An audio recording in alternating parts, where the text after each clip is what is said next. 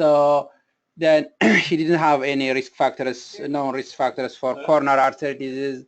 His EKG had non-specific changes. Then troponin was mildly elevated, and in all the other labs were unremarkable, except he has also positive on for cocaine on his urine test. His echocardiogram It's perfect. was unremarkable, yes. So they started him treating with some nitro, and then the next day he got this coronary CT, as you can see here, which showed the right coronary artery originating from the left coronary cusp, as you see from pictures. So it has intramural course with very narrow this origin. Then it didn't show up here, but once it's of the cusp, then there was no any significant coronary artery disease or any narrowing, as you can see also from the 3 rendered image on the right side. So then we also got the cardiac MRI, as you can see here on the 2-chamber. He has preserved LV function.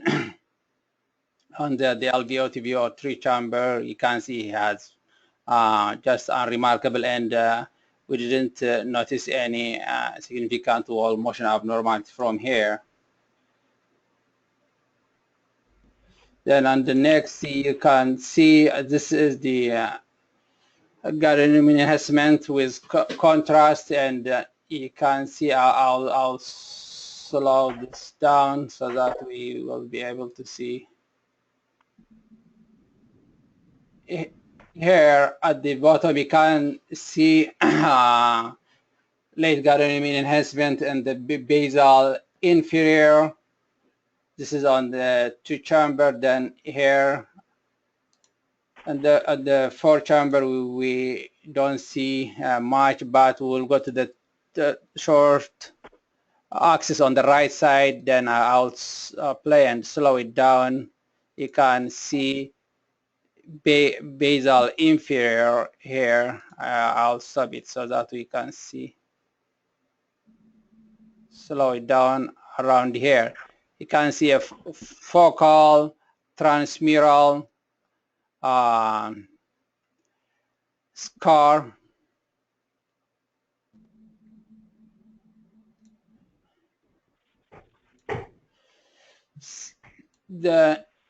On the next, we can see this is the first on the is myocardial perfusion imaging, and here we can see a focal area of this darkening, which corresponds to the decreased iodine intake. This is the area of ischemia or infarct. In this case, it is more of infarct we can see. Then on the B, we can see on the T-weighted imaging, this is signal increases signal intensity, which corresponds with edema. This was during the acute phase, probably the next day after he presented with chest pain. And we can see on the right side C, already we saw on the basal transmural scar. This is more focal. So the questions I have for this case is, does the coronary, the anomalous right coronary artery has any contribution to this acute MI, or this is an incidental finding on cocaine-induced acute myocardial infarction? Then how this patient should be managed beside addressing his substance abuse? He said he probably, if I can elaborate more on the patients, but he is occasionally, and the chest pain started around 24 hours after his last cocaine use. Thank you for your attention. I think this is all, the first case.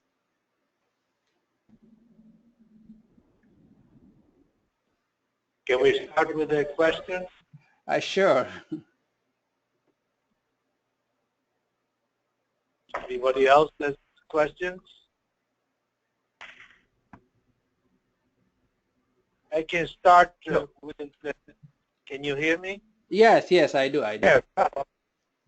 This is Paula, and what I would like to ask is a little bit more of the exposure to cocaine that could be a perfectly likely cause of an infarction or chest pain or both, and see if he had any previous exposure to cocaine and if he had any previous chest pain with cocaine.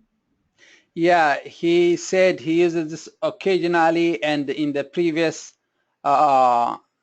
cocaine use, he didn't experience any chest pain. So this is his first chest pain. Even I asked him, he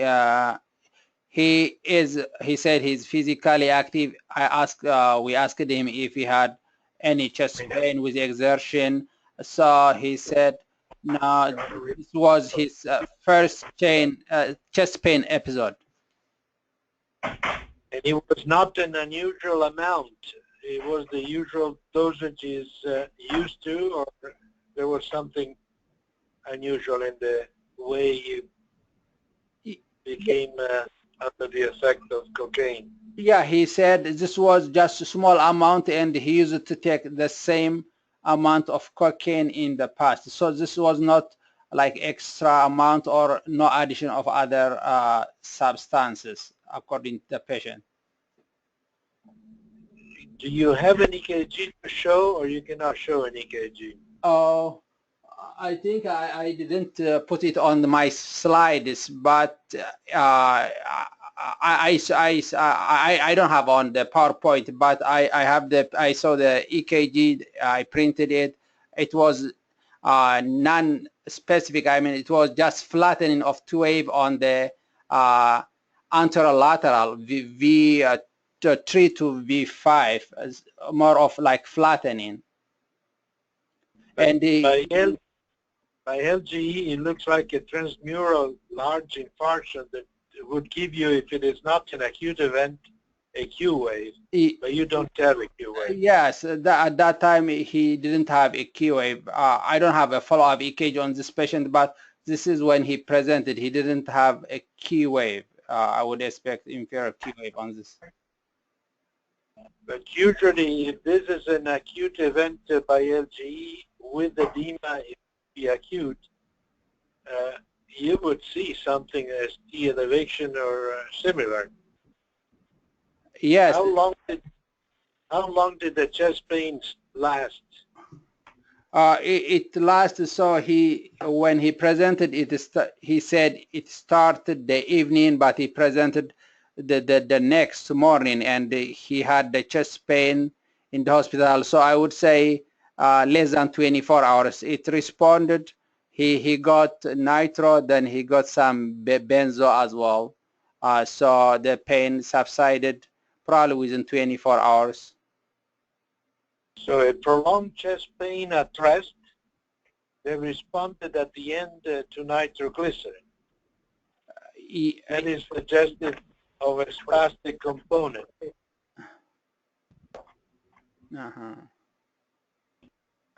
Can you go back to the LGE pictures? Okay. I have the impression that the scar is beyond the limits of the myocardium. Okay.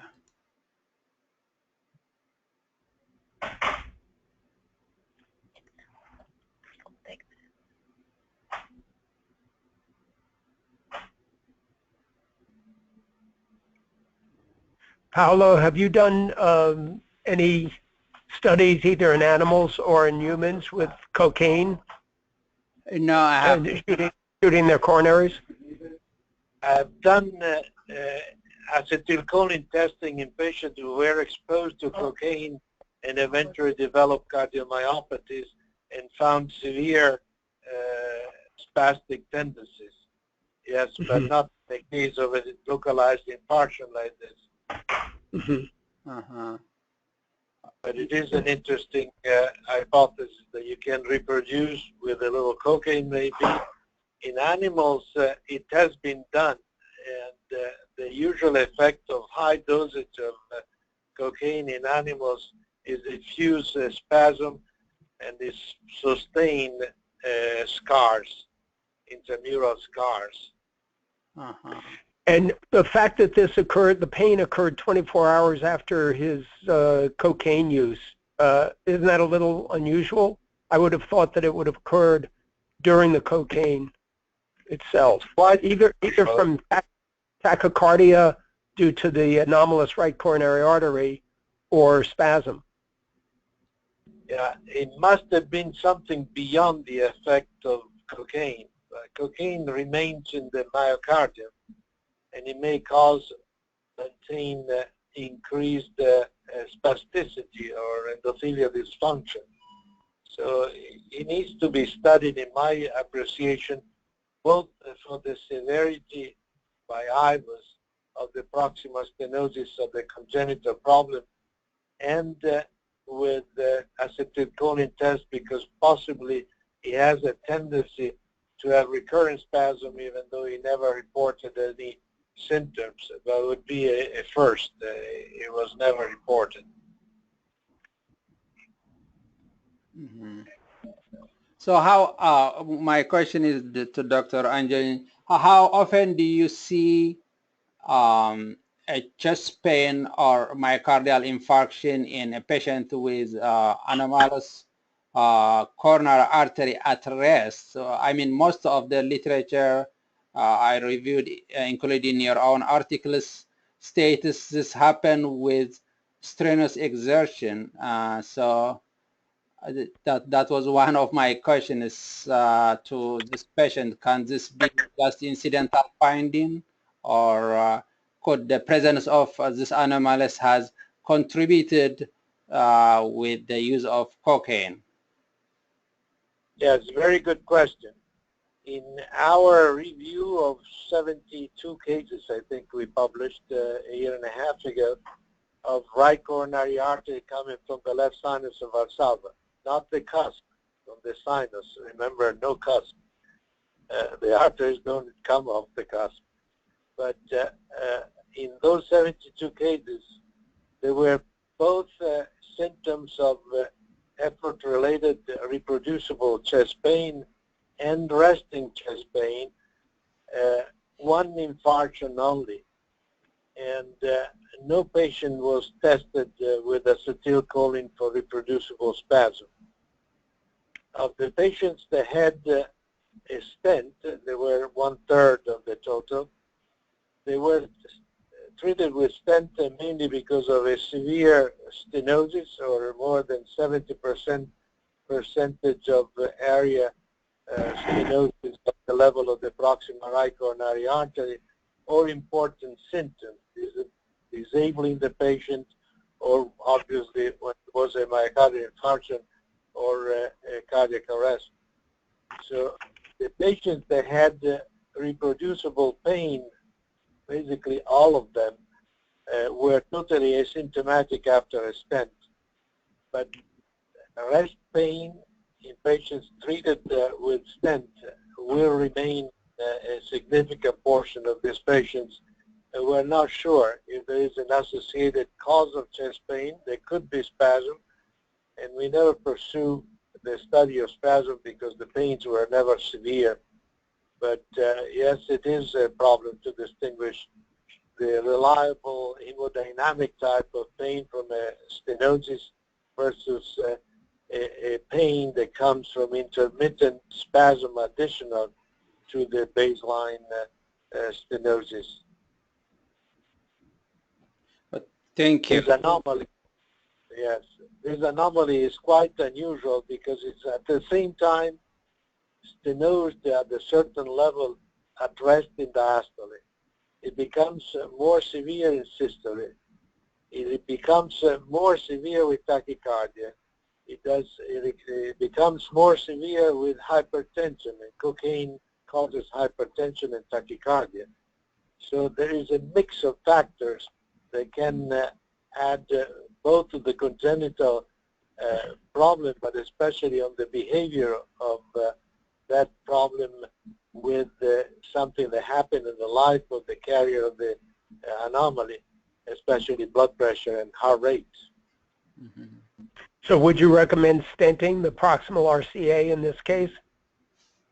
I would recommend studying it.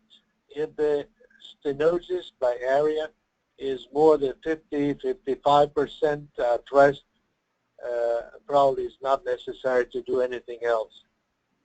Otherwise, I usually do in patients that have significant symptoms but at rest don't have much of stenosis, and I will show you a case in the next case reports of mine.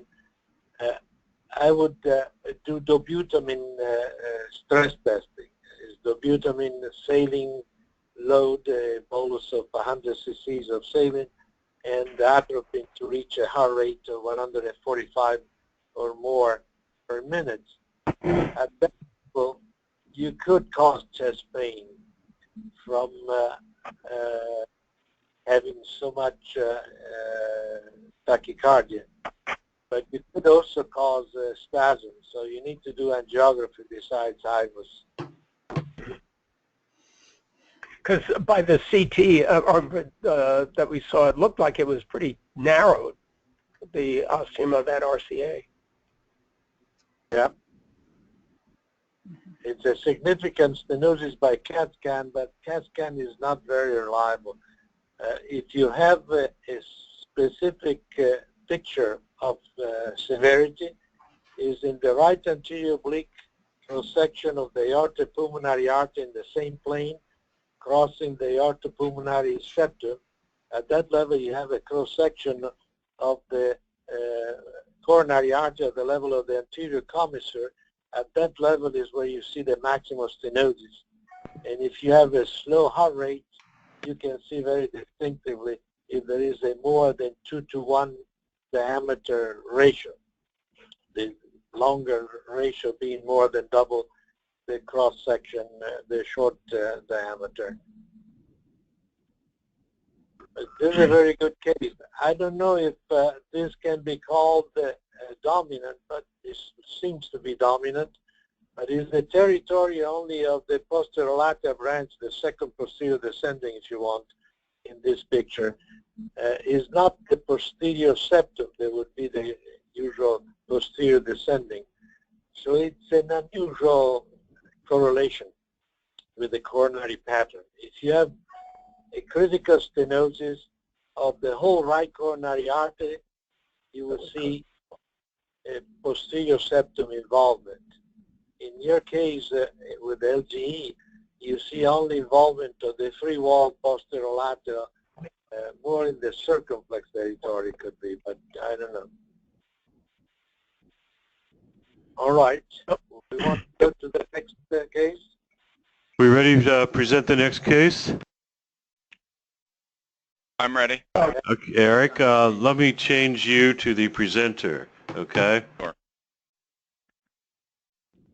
We are in Seattle now. Seattle. And I want to thank you for holding the meeting and letting me present this and hopefully giving me some feedback of appropriate next steps. Eric, you're now the presenter, and we can see your slide on our screen. Outstanding. Thank you so much. Go ahead and start. So, all right. So my case is a 15-year-old who presented incidentally with a murmur.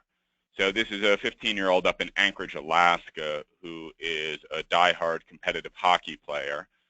And he says that he trains hard but still gets tired slightly faster than the other boys on the team, even though he thinks he trains harder than they do. He's also an avid backcountry snowboarder and hikes up 800 meters in snow in Alaska, so pretty passionate about doing high-intensity athletics.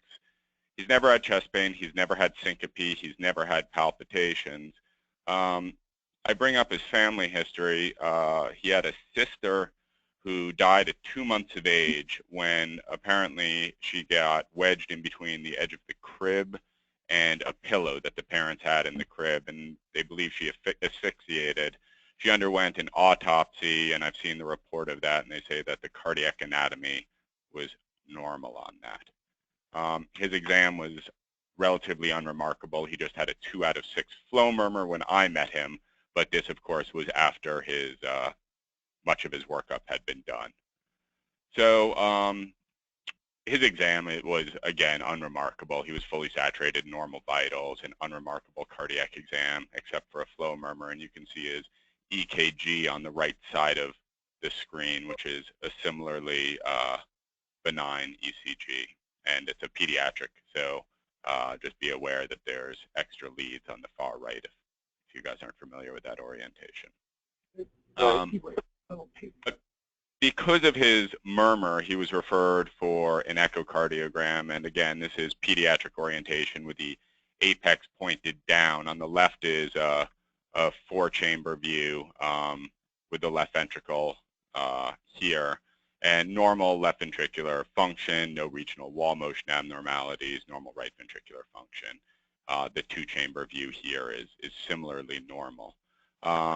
Where people started to get interested is when they went looking for his coronary arteries, and you can see here that in this looping image that there's flow into the left coronary artery that starts from posterior and unusually rightward. And then I have a still frame up here on the right where you can see that, as we'll see by CT in a minute, this is the left coronary artery coming off the quote, non-coronary sinus or the posterior rightward sinus and coursing behind the aortic root over to the left. And that'll be seen much more clearly on CT here.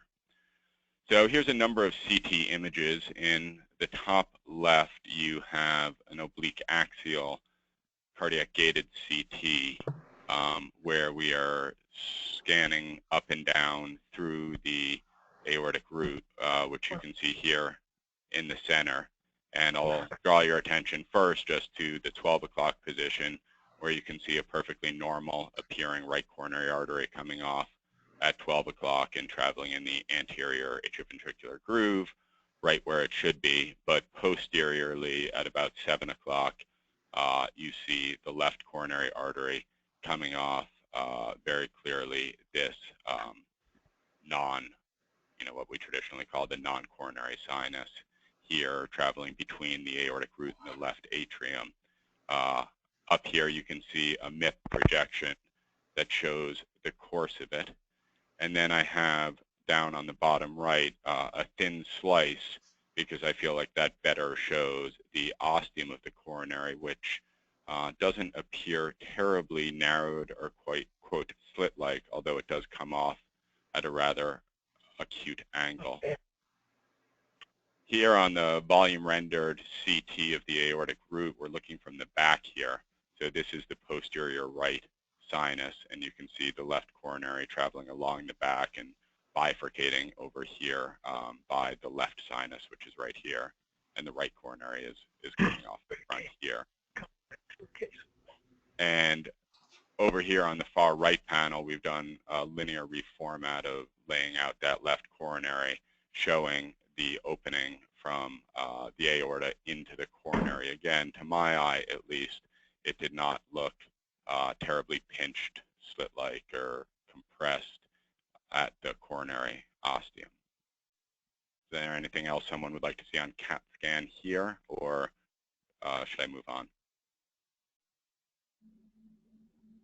If nobody else has comments, I believe that this is a wonderful study, and it shows both that it is a dominant left coronary artery, is this first important feature of the coronary anomaly and how much territory is at risk.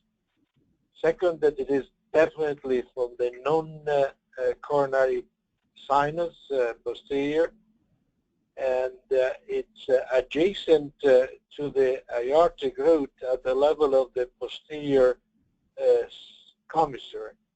That usually when it's adjacent at this level, it's intramural aorta, inside the wall of the tunica of the aorta.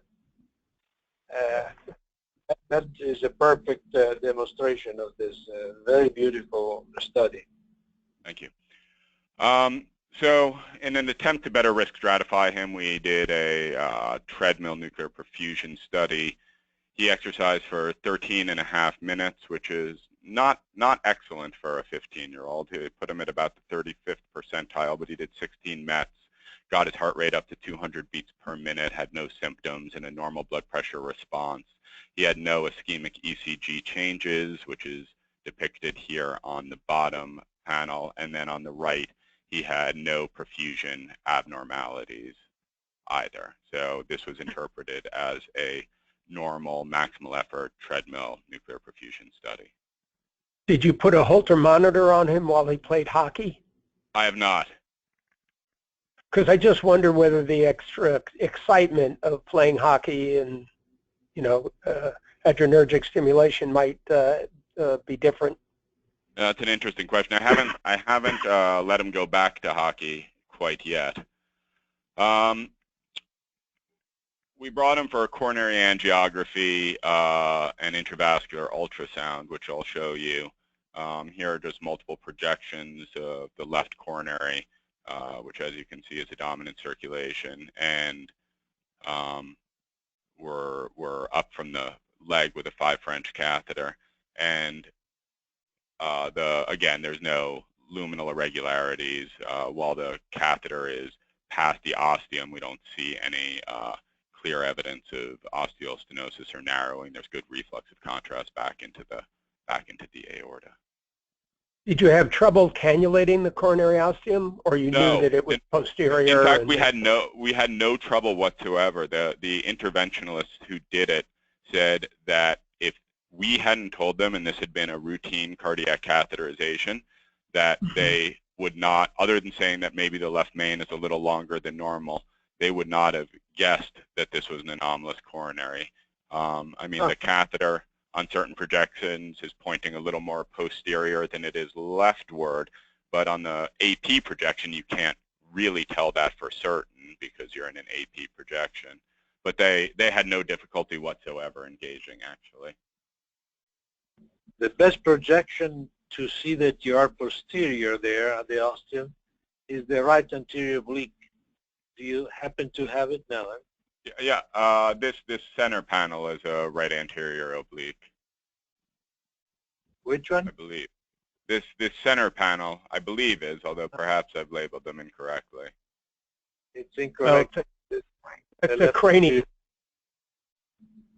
projection. Yeah, the course of the left main in the caudal projection looks like it's going downwards and then coming back up, which is a little unusual for a normal left main, which usually takes off more superiorly in that projection. Okay. But it's subtle. So I'll move to the intravascular ultrasound images here. So again, this was done with a manual pullback with the guide catheter back in the aorta, which is why you see with a cardiac cycle the IVUS catheter bouncing into the coronary and then into the aorta. But on review of this, and we'll let this play again, there was not any suggestion of osteostenosis or compression here. It becomes a little oval. It's not compressed, I agree with you, but it's not completely circular. It becomes a little ovoid. And that motion is very typical just from cardiac motion. Even if you have just an ultrasound catheter and not moving it at all, you'll see motion of the coronary artery because the artery and the heart are moving. Sure. There's one picture only that is very suggestive of some degree of lateral compression. Can you move it one by one? Sure. Let me start at the beginning and you can let me know when you might like me to stop. I think there's a couple hundred frames. You Here. just passed it. Before, before, before, before, right there. There. Yeah. It's a little ugly. It's very difficult to be sure, but it will show a case where it is very clear that you can miss an osteostenosis very easily. But there is a tendency to show, this image tends to show the thickness of the aortic wall, like you are intramural at that level. At 3 o'clock and 9 o'clock, there is a continuation of the aortic wall, I think. But it's too quick. This was a pullback manual. Yes. The length of the stenosis is very short, and especially if the guiding catheter moves, bounces, it's very difficult to be sure. But you're right in not being too, you see there is a tendency to become compressed in systole. There. Yeah. It's very difficult. I will show you in the next case that I will be able to show you that this is a real technical difficulty and it's an important issue in measuring the severity of stenosis. To do a manual pullback very slowly, establish stability of the guiding catheter, and then do with breathing, for example, some mild motion of the catheter to see the variability of the stenosis, because it's no more than 1-2 millimeters in length that you have a significant stenosis. Because of the rarity of left coronary, often non-sinus, I just put up a brief summary of the published literature that I could find, which is scant. It's all singular double case reports. The ones in red indicate subjects who were thought to have adverse consequences of this finding, and the ones in black were considered to be incidental findings. We have a sudden death, an aborted sudden death, a patient with ventricular tachycardia and syncope, which went away after it was repaired, and a patient with PVCs and a positive PET study where the ischemia on PET also went away after repair. And then 3 case reports that I could identify of patients where there was no intervention and not thought to be any reason to intervene. So this is still an active patient with a worried mother primarily, and the questions that I need to answer to be able to take care of the patient is, are there any other tests I should do? And if not, should I intervene? And if not, should I clear this patient to go back to ice hockey and backcountry snowboarding, which is an important part of his life? Yeah. It's an interesting case in itself, and it's a very interesting rare condition also. So we don't have all the answers for sure. I've probably seen in my career, with a specific interest in these anomalies, including in transposition and in tetralogy of Fallot and in double islet triventricle, where this commissural origin or non-coronary osteum, non-coronary sinus origin is more frequent. I've seen probably something like 15 cases of non-coronary sinus of Valsalva origin of the left coronary artery, never the right from the non-coronary. I found in my early experience, where I studied with IVUS only patients with symptoms either of chest pain, shortness of breath, or shock. I've seen a patient in shock in adult age, 56-year-old lady. It was very, very sick and had to be intubated before we did finally the test that showed the cause. And in something like I would say 6 cases I studied by IVUS, all of them for basically symptoms. 2 had severe osteostenosis, and the other has no evidence of stenosis. This is similar to high origin of the right or left coronary artery above sinotubular junction. It is something like 30 to 50% the probability of having intramural membrane-like stenosis. So it can be a case. If it is a case, you will not find it by CAT scan because it's too short a segment of stenosis, and you need to do an IVUS possibly a little more diligent, I would say, to see the especially the ostium to be sure if there is or not. All the indication, of course, are in favor of being intramural, but if it is a significant stenosis, we cannot say, or we can tendentially rule out, but not totally rule out. I would say that there is still an impression more than a solid case for intramural course with some stenosis that could be changeable with exercise, especially with cardiac output and tachycardia.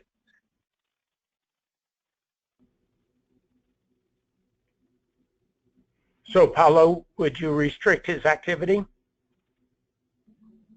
Well, I think if the main evidence of the condition is passing out or not.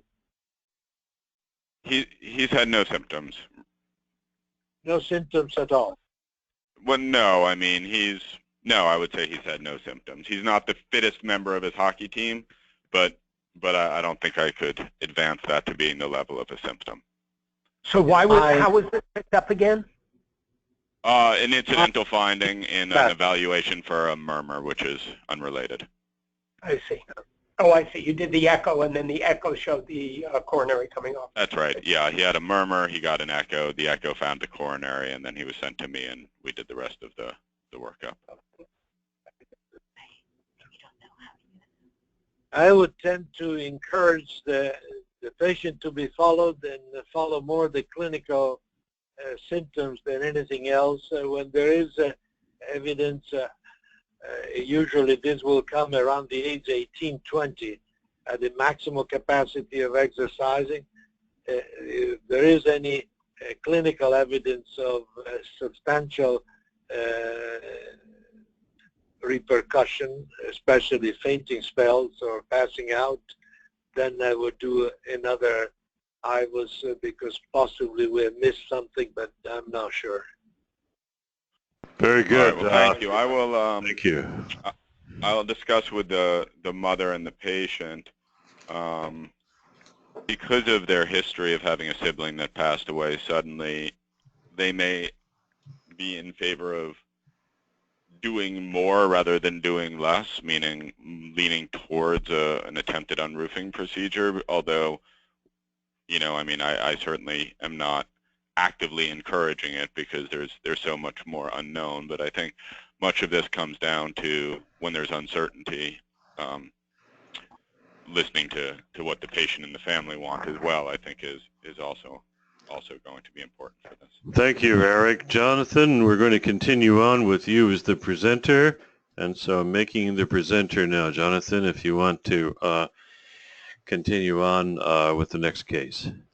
Yes, Sheila Sani is going to present our case. Hi, everyone. Good afternoon. Thanks for having us. Hold on. It seems I don't. Just need to minimize that. 1 second. There we go. Okay. Good. Okay, let's begin. So we have a case of a 56-year-old man when he presented, had coronary risk factors of uncontrolled diabetes, hypertension, hyperlipidemia, a former smoker who presented last year around this time with new onset dyspnea, chest pain at an outside hospital.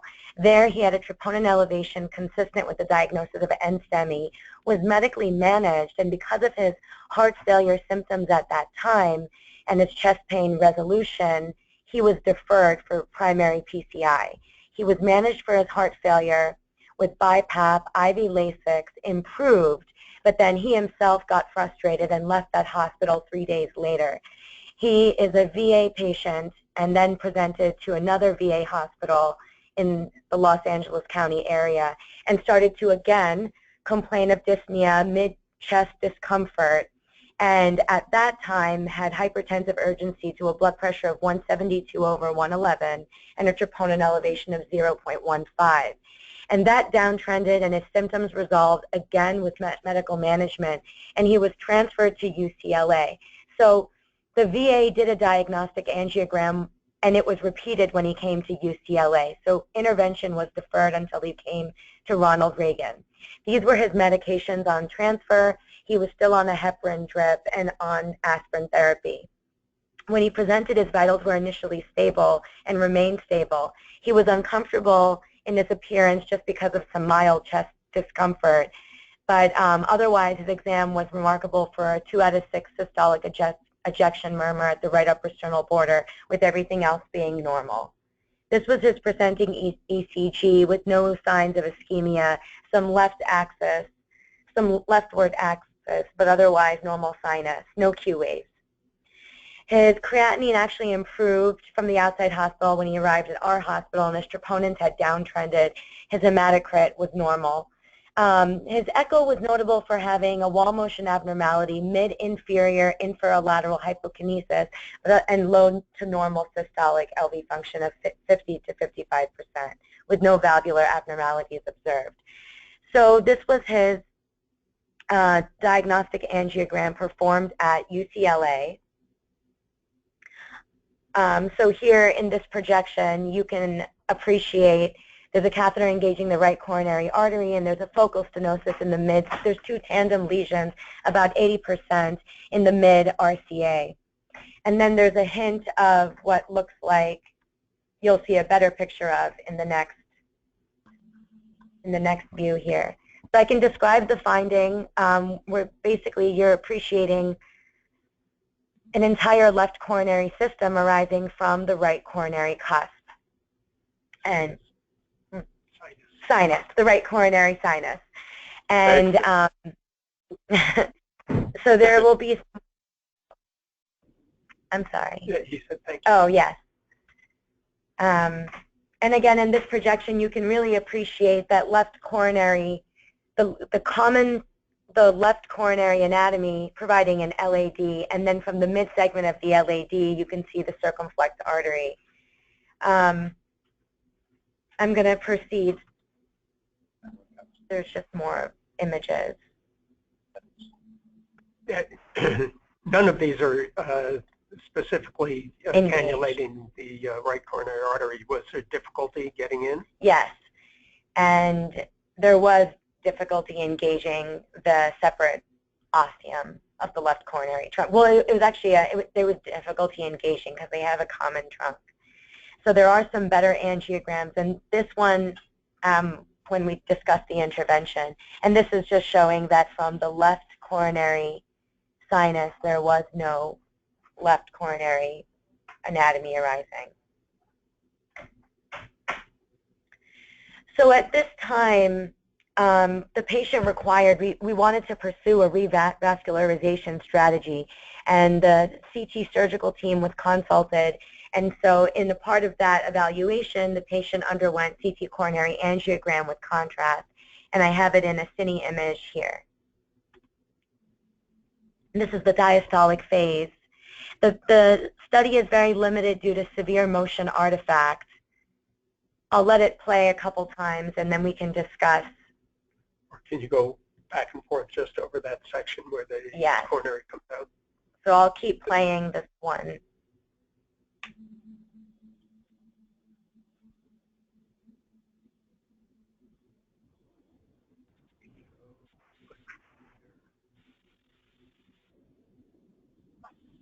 it shows very well that there is a common trunk that goes extramurally, and then the artery behind the aorta is definitely not intramural.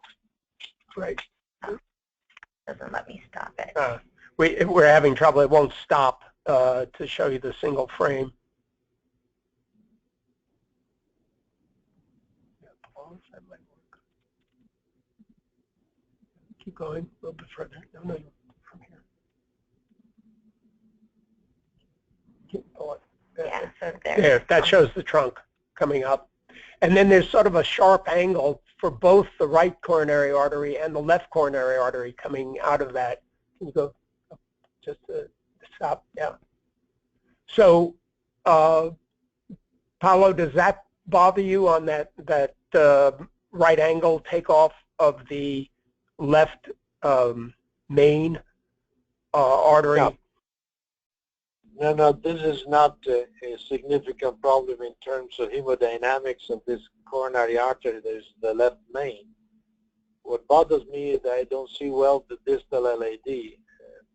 With the extensive disease of the right, you could expect some more disease. Did we ever see well the distal LAD and circumflex? So they noted that on the CT as well, that there's multiple calcific plaque, but due to motion artifacts, ultimately the patient underwent percutaneous intervention with stenting of the RCA, and the engagement of the LAD is better at that time, which I'll show you. Yeah, but they were diffusely diseased, and so the CT surgical team felt that they wouldn't be good targets. So we proceeded with PCI of the RCA using a 6-French JR4 guide, and the engagement here with the guide catheter support is a little bit better. But it does seem like there's some disease in that LAD system as well. We used the standard run-through coronary 014 wire with the 3015 predilation balloon here in the mid-segment, and this was our result after balloon dilation. We placed a 3.5 by 23 millimeter stent, and then post-dilated to a 3.5 millimeter vessel. And then after this, right. Good. Great. Thanks. Bye. I actually, if you don't, I can show you some better. I can show you from my personal. There was some better engagement. You know, the best catheter to enter the circumflex in this anatomy, it's a multi-purpose. Yeah. You approach the main stem of the only coronary artery from the right side, straight down. Mm-hmm. Straight down the initial course. That's why you missed it in the CAT scan. There is a planar representation of the anatomy. Yeah, this is very nice. The best, yeah, this was probably the best engagement we had. Yeah, very good. Definitely the right is very dominant. It goes around the apex, so it's probably 40–60% of split of the flow to the myocardium. Yeah, the left doesn't need anything else. Yeah, and it's consistent with, I have follow-up on the patient. 6 months later, all his anginal symptoms have resolved, as well as the hypokinesis that was noted in the mid-inferior and inferolateral wall. All of that is resolved. But he has been complaining of syncopal episodes. He's complained of 2 syncopal episodes, and the workups have been consistent with what seems to be diabetic autonomic dysfunction. He was referred for a Zio patch, but the patient is non-compliant and refused further testing. So all he's received as a part of the syncopal workup is an echo, which shows that the structure of the heart is normal. The EF came back to 60%, and the wall motion has resolved. I'm surprised he's not more ischemic, because in that left system, there's a lot of diffuse narrowing in the circumflex and the LAD as well. But maybe it's just not symptomatic yet. The other question, Paolo, is there seems to be an intramyocardial course of this proximal portion of the left coronary artery. I don't see any bridging or narrowing, systolic narrowing on the angiogram, but I'm actually a little surprised there isn't more since it does go intramyocardial. They noted it on the CT as well, which I'll play for you again. The left main is actually between the left atrium and the aortic root in the fibrous body of the heart. There is no muscle there.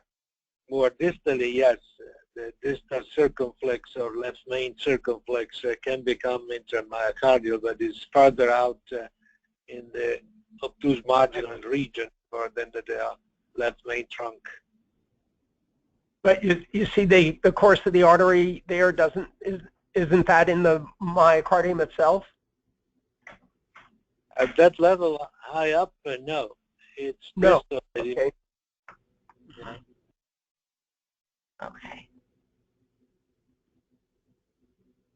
This is the same heart, except for the coronary atherosclerosis, that Pistol Pete Maravich had, the basketball player who was doing a pickup game and died, and they had the autopsy was published in JAMA, and basically he had the same anatomy, and he didn't have any atherosclerosis, but there was an area of scar at the distal point of the LAD as it came towards the apex. There was a scar down there.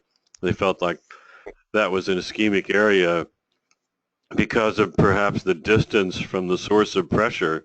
It was so far distally that there was an area of scar that was detected there that they thought that may be the origin of his ventricular fibrillation. So let's go ahead and move on to the next case with Carlo. So Carlo, I'm going to make you the presenter now and pass the baton on to you. If you could put your slides up.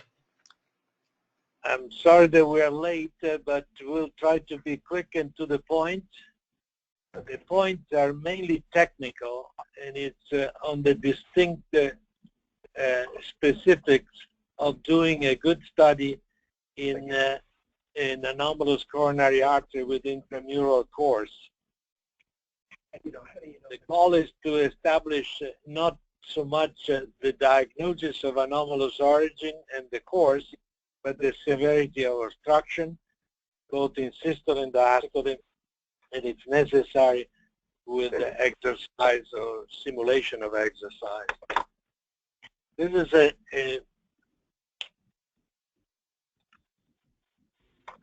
43-year-old gentleman originally from India, but in adult life he was living in Alabama. He is living in Alabama. He had chest pain for several years. He was playing cricket, he remembers, with limitation because of shortness of breath and chest pain. But he got along in his life until recently without much limitation in a pretty normal amount of activities, lifestyle. Recently he had progression of what was before occasional chest pain and shortness of breath, and without shortness of breath, to functional 3 chest pain and shortness of breath, only walking one flight of stairs. And he had severe ST depression, 2 millimeters, with a treadmill test, but a negative SESTA-MIB nuclear stress test. Next is in Birmingham. He had a study done by catheterization that lasted longer than expected because of this coronary anomaly. They found also by CAT scan. It costed 38 minutes of fluoroscopy, a 70 different diagnostic catheters. They couldn't enter selectively into the right coronary artery that was known by CAT scan to be ectopic. He was sent to us for a new cath, selected with IVUS, as the referring physician knew about our experience in stent and IVUS in these anomalies and possible angioplasty if indicated. Reviewing the history when he came it was obvious that the symptoms came when he developed hypertension. He, at the same time, had the hyperlipidemia, and he was well controlled for the hypertension with Vistolic and atorvastatin for the cholesterol. The catheter we did is the routine technique that we have elaborated over the years with a 6 French sheath, and now this study can be done with a 5 French catheter, the same design in a 5 French mode. The guiding catheter is called L-ACAOS and is produced by Medtronic now. In the past it was produced under our design by Cordis. This is available commercially, and I don't have any conflict of interest. In the sense that there is no interest. The name, the catalog is L-ACAOS. The inner diameter of the guiding catheter 6 French is 0.71 inches or 1.8 millimeters, and the outside is 2 millimeters. In our case, I wanted to check not only my own experience, but a regular gentleman that takes this catheter in his hands in this anatomy, and the fellow that had never seen this catheter before took only 1 minute and 30 seconds for successful cannulation. It's a very dedicated catheter with an anterior tilt that is coaxial with the proximal anomalous origin, so in the direction of the acute angle of the proximal right coronary artery. Unfortunately, the catheter became, and we were not aware until we saw the pressures, became selectively engaged deeply into the ostium, and we were measuring 50 millimeters of gradient. And eventually, at 5 minutes of the catheter being there, there was chest pain. Nitroglycerin did not change, and we had to pull the guiding catheter, eventually advancing a guide wire and advancing the IVUS probe, and with the guiding catheter close to the ostium but outside the ostium, we could do all the IVUS imaging that we are going to show you. There is any way to show the movie now? Now Carlos will show us the angiogram initially and then the IVUS.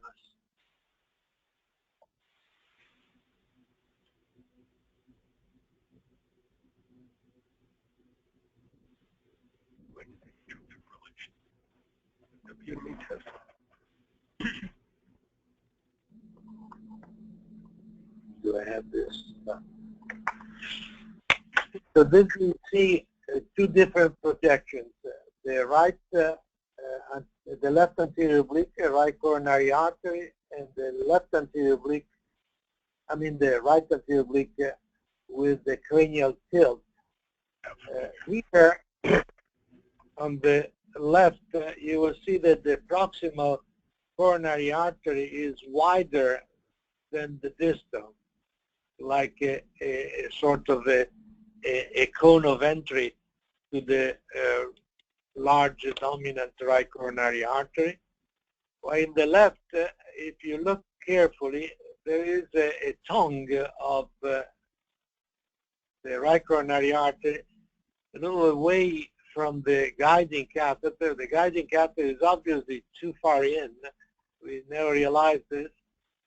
And there is a possibility of obstruction because this is a 2 millimeter catheter.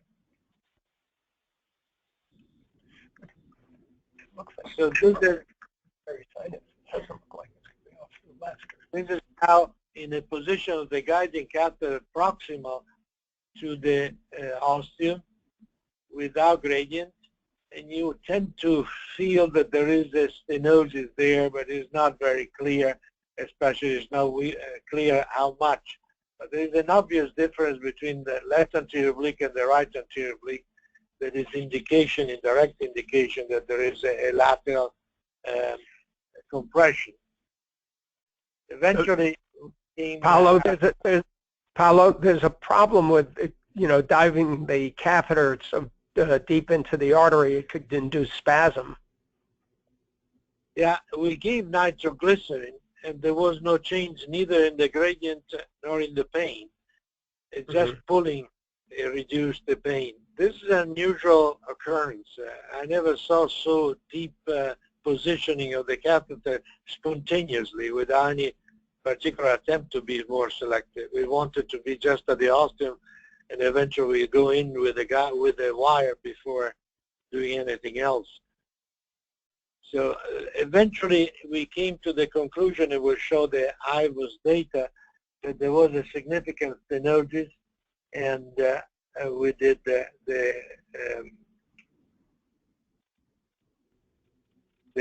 PCI with the stent. The next is position. The next, we're trying to see exactly where to position the stent, especially because he went into atrial fibrillation with the dolbutamine stress test. They showed worsening of the narrowing with tachycardia that was increased by the atrial fibrillation.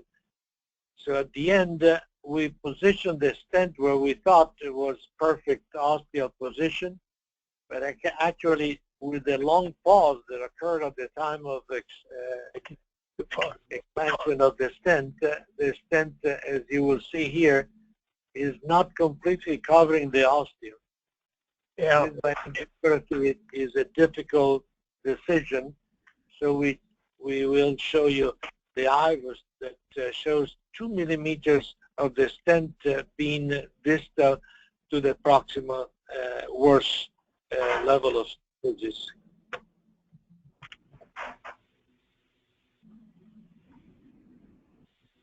This is also showing the proximal stenosis just before the stent. It's only 2 millimeters length, but it makes a difference. The next. The best projection to show where is the stenosis is in the left anterior oblique caudal. So you see very clearly where the stent starts and where the ostium is in this view. So we then needed to put an extra stent that was put 4 millimeters inside the previous stent and 4 outside to cover perfectly well.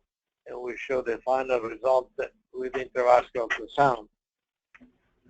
Paolo, one of the things I do to determine where the ostium is of the coronary artery that I'm going to stent is I go into a perpendicular view during an IVUS run, and then when I see the ostium on the IVUS catheter, I turn on fluoro and I see where the imaging crystal is on the IVUS device, and then you don't move the II after that, and that tells you where angiographically you want to put your stent. And usually that is a very good technique that works. The problem was in this case the atrial fibrillation, and the atrial fibrillation changing the diastolic period created a lot of instability in the guiding catheter, and with that also the stent. But I was not aware that there was a major change until I saw the result of what looked to be a very adequate positioning. The fact is that at the end we'll show the IVUS.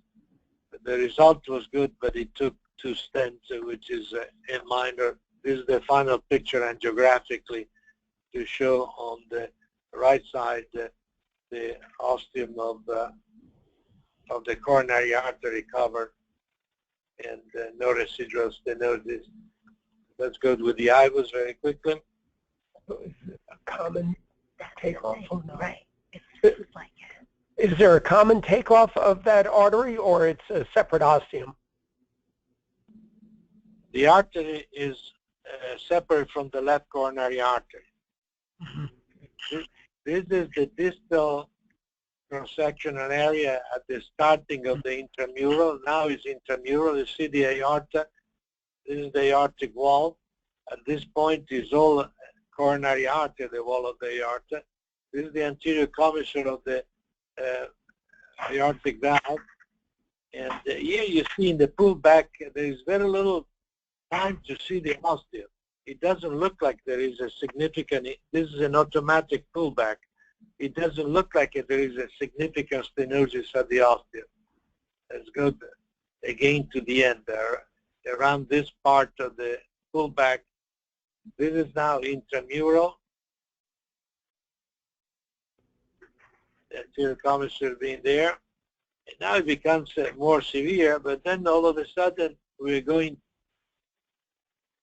to the aorta without major stenosis. But if you do what I told before when we were talking about the anomalous origin of this left main from the non-coronary sinus, to a manual pullback and stopping with the sinus rhythm now, I was exactly at the ostium. Look how severe is the stenosis. Consider that this is 1 millimeter in diameter. This is 0.5 to 0.7, and it becomes only where the catheter is 1 millimeter. This is a severe stenosis. And we did the dobutamine to confirm it, and it became very obvious it was down to 0.5 millimeters in diameter in most of the cross-section of the ostium, but it's not more than 1 millimeter. It's like a membrane of severe stenosis. Paolo, are you doing fractional flow reserve on these arteries? It's a very good question. You know that now we have this CAT scan with FFR. So we tried that, and it doesn't work. Yeah. By CAT scan, you don't see well the stenosis, and the FFR is not really very specific. In 2 cases we saw stenosis that were not there, stenosis in the distal vessel in place of the ostium. I don't know what to do if there is a future for FFR non-invasive. With invasive FFR, yes, we do probably have done 3 cases, always without stenosis, without significant FFR abnormality, always an index above 0.8, but it doesn't look like a baseline. Neither there is clinical ischemia nor significant blockages to diminish the flow. And the vasodilator is not a good stimulant to increase the stenosis.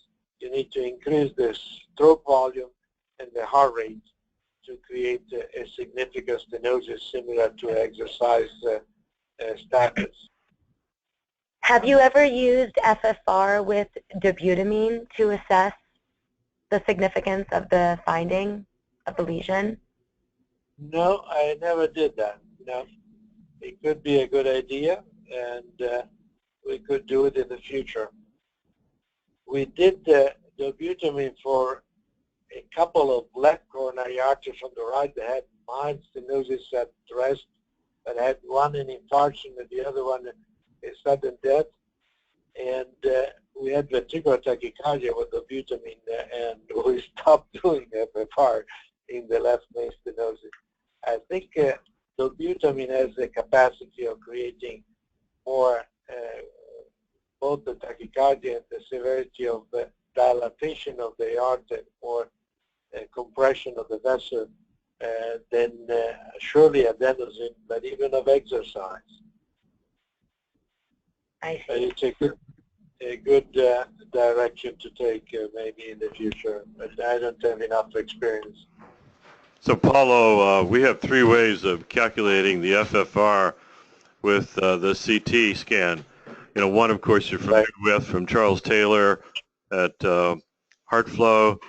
The second one is using Dr. Koh's method in Australia, and the third is Dr. Kim's method in South Korea. So we have 3 methods that we can use to calculate that FFR. One requires a supercomputer, the others do not require a supercomputer. Yeah, that's an interesting formulation of the future. We don't have yet experience, but there is a possibility. I think in general the FFR is more a test for coronary atherosclerosis than for a congenital anomaly, but I don't have a clue. In general, the perspective of correlating the stenosis with the prognosis or the probability of having an intervention is different in coronary artery atherosclerotic disease than coronary anomalies. Let's see, Lance Gould called the other day, and he's got a way of calculating FFR from the PET scan now. So there's another way of doing it non-invasively. Calculate segmental flow, absolute flow. Is not perfect yet. I don't know if he's ready to sell it yet as a commercial or a general public procedure. He does it in his lab, but it's still experimental and unsure. Must have gotten approval because he's actually doing it commercially now on the studies I send him. So he must have gotten some approval for it. Huh. Interesting. When we got involved with the PET scan in our office, it was 2 years or 3 years ago, he said that he was not ready yet to give it to us. Eventually, evidently, he has changed his mind or improved the technology and changed his mind. So basically, to summarize this, for people that never done the IVUS in coronary anomalies, we believe that IVUS is an essential monitoring technique to establish the diagnosis of the severity. Not so much if there is right ACAOS or left ACAOS, but if there is a significant or severe ACAOS, and to plan the stenting, because you need to know by intravascular ultrasound, the intravascular cross-section appreciation, the length of the stent, the size of the stent, and where you want to position it at the ostium. You need to do it both to plan and to do the procedure, but especially at the early follow-up to be sure that the early result is right. This is something that should be done even in surgery. In surgery, they do this unroofing, and many times they don't really completely eliminate the stenosis. And then the follow-up is done by stress testing, and you never know if there is or not a left problem or a recurrent problem from scar tissue formation. And this is my message today. Thank you, Paulo. Thank you, Eric. Thank you, Tobis.